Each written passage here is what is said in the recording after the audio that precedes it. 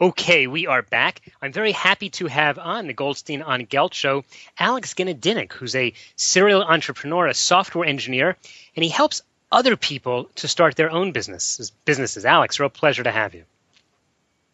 Thank you for having me on. I'm very excited. So a lot of the Goldstein on Gelt listeners are normally looking for investment ideas, but your model seems to be more that people should invest in themselves to build their own businesses. Why is that? Well, yeah, I mean, of course, one of the better things you can do is invest in yourself, your education, your career, things like that. So, of course, people should think about that when they're thinking about investing in general, because, it's just a part of it. And it's a lot of people have it as their dream to be independent and actually, make a living that way, because they don't always want to, save money by working. Okay, so the problem with that, of course, is we all know that most entrepreneurs and most new businesses fail. So I don't want to knock it, because I myself have been an entrepreneur, a serial entrepreneur, and happily have been successful on many occasions. But so many people fail. Do you think it's fair to say to them, go do it, when really statistically they're not going to make it? No, it isn't that fair. I mean, it's just kind of an option. Usually people do lose money when they're beginner entrepreneurs. It isn't something I would recommend to people if I was to say, hey, go make money by being an online entrepreneur and quit your job. That's not something I would recommend, of course. In fact, in my daily practice, I steer people away from that. But long term, people, especially since a lot of jobs, are getting, moved overseas, and they're getting, that idea of having your own stable job for 40 years and retiring from that one job, that's a myth. It's kind of more and more of a myth these days. And so I think everyone has to begin to think about themselves really as kind of, what is going to happen if my job gets outsourced? Do I have a backup plan? Do I have an option? Do I know what to do? And, at least for that reason, maybe. Mm-hmm. Okay, so it sounds like it's just better to have your own fate in your own hands. So we're talking about creating your own business. One of the things that I know you speak about, and certainly I've spoken about a lot on the show, is the importance of planning. In fact, the book that I recently wrote with world chess champion Susan Polgar is all about how in the world of investing, you have to plan the same way that a chess grandmaster plans to win a game. But I understand that you're also a chess player, and you can apply some of this as well to business. How do you see the connection in terms of entrepreneurship? I definitely see the connection, because, when you talk about creating a, business, right? People get very excited about business ideas and things like that. But when it comes time to actually plan the business, right, and see the overall business model as a whole, and usually what a business model has a lot of moving parts, right? Like, you have to figure out how to create the product. You have to figure out how to market that particular product in natural ways that lend themselves well to that product. Then you, of course, have to make money with all that. Then you have employees, suppliers, all that, right? And really, what has to happen is all that has to really play well together. So there's a lot of strategy. Mm-hmm. And it's almost like you have to be very surgical in that strategy, because sometimes when one part of that strategy falls apart, it's like it's like all the other parts crumble, and they all have to get readjusted with the new strategy.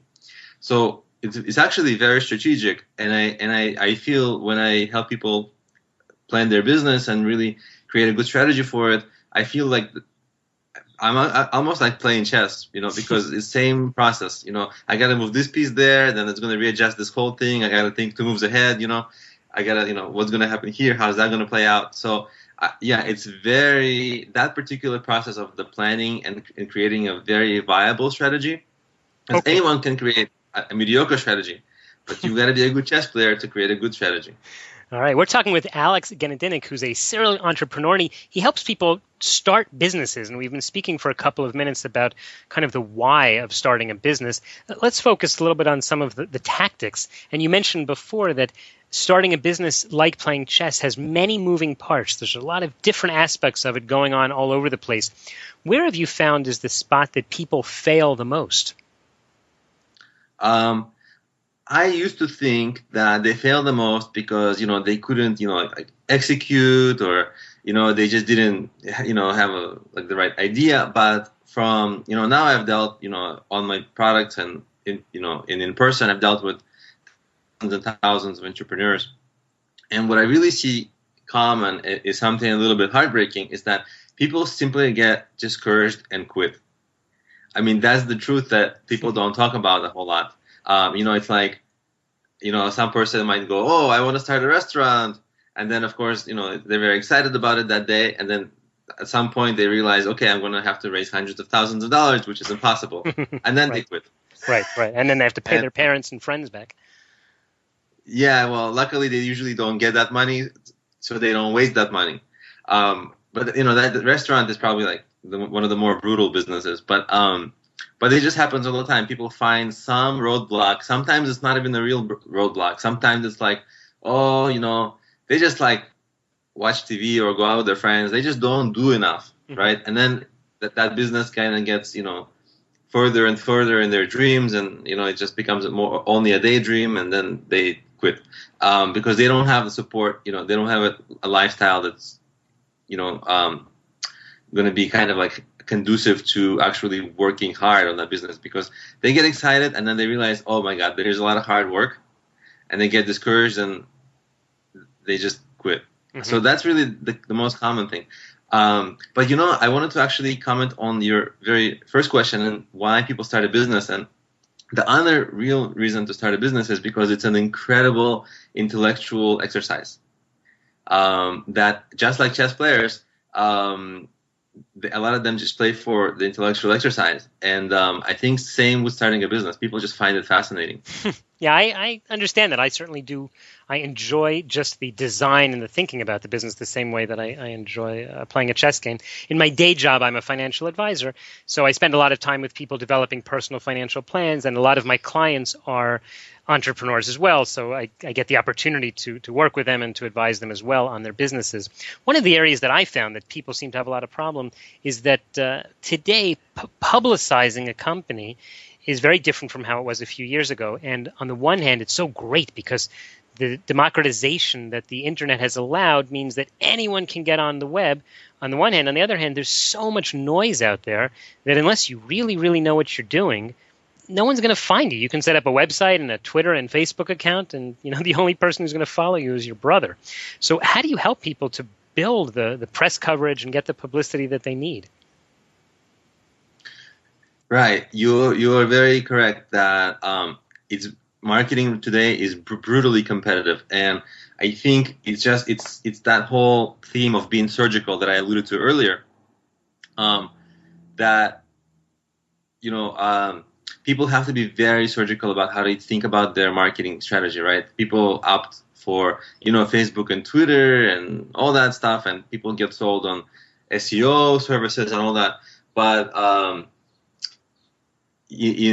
it's really about, when you're the business owner, you can't just go high level on it, right? You have to, my feeling is that you have to become somewhat of at least an expert, maybe not an expert, but you have to really know how to strategize this, because for whatever business, the marketing strategy is like, it should be very unique. Like if you have a visual business, then obviously you have to have natural visual platforms, YouTube, Pinterest, Instagram, that might, that would be the social aspect.